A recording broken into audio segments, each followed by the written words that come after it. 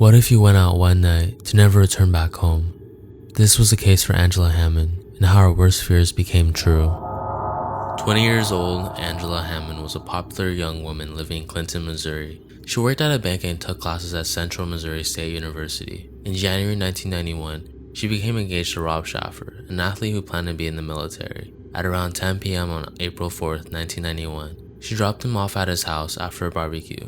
They planned to meet later after his mom got home from work because he was babysitting his brother at the time. Angela spent some time with her friend Kyla. At 11:15 p.m., she called Rob from a payphone at the intersection of Jefferson and 2nd Street, 7 blocks from his home. While talking to him, she noticed a suspicious man circle the block several times in a green Ford pickup truck, and then pulled up beside her. The man got out and used the phone before getting back into his truck. He took out a flashlight and flashed it around his truck, looking for something. Angela described the man's appearance and truck to Rob. She then asked him if he needed to use the phone. He replied that he would try the other one again in a minute. She and Rob then returned to their conversation. Just a few moments later, Rob heard Angela scream.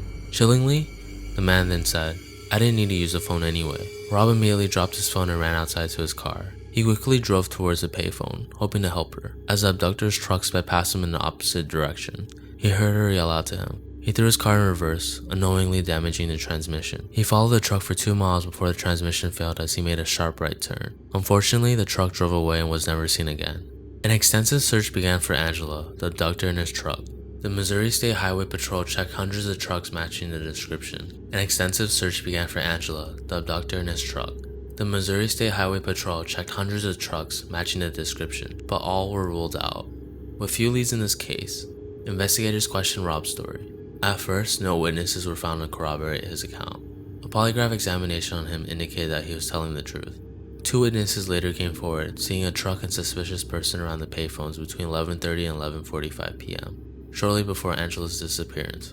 Within a week, Rob was cleared. 2 days later, Angela's abduction was connected to 2 other unsolved cases within a 100-mile radius. The first occurred near Max Creek, Missouri. On January 19, 1991, 42-year-old convenience store worker Trudy Darby called her son to report a suspicious man lurking outside.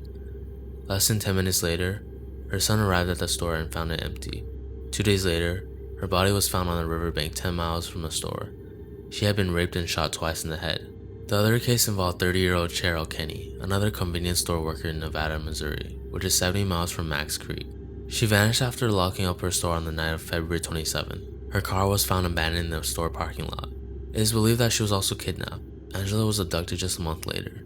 Authorities now fear that a serial killer may be on the loose in west central Missouri. Even though they hold out little hope that either Angela or Cheryl are alive, there have been unconfirmed sightings of Angela in several states and most recently Canada. Rob was initially considered a suspect in Angela's disappearance.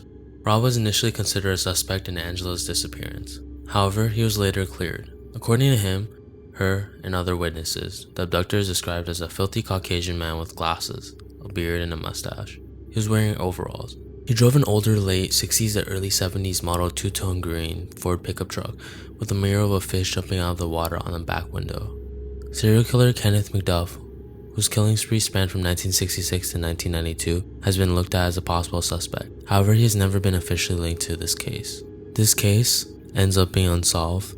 Trudy's case was eventually solved with the convictions of half-brothers, Jesse Rush and Marvin Chaney. However, Cheryl and Angela still remain unsolved. Investigators suspect that Jesse and Marvin were involved in them. One rumor suggests Angela was murdered and thrown into a well in the old artesian park in Clinton, Missouri, close to the site of a very old water ride, but it is unknown if that has been explored. In April 2021, on the 30th anniversary of Angela's disappearance, the Clinton Police Department announced that there was a new theory being investigated in her case. A confidential informant that helped in a narcotics operation received a cut and paste letter, which read, "Hello, number, redacted.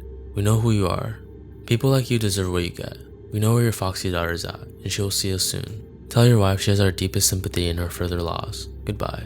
The letter correctly identified the informant's court-issued number, along with his estranged wife's first name. The letter was postmarked April 4th, 1991, the day of Angela's abduction. The informant's wife and daughter, who was also named Angela, were living in Clinton at the time. Investigators have noted that while the theory seems credible, they have not been able to rule it out.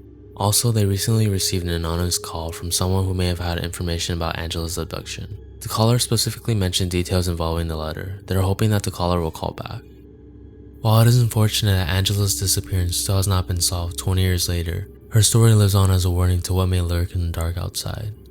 Stay safe inside your own homes, and always be wary of your surroundings. Are you still there?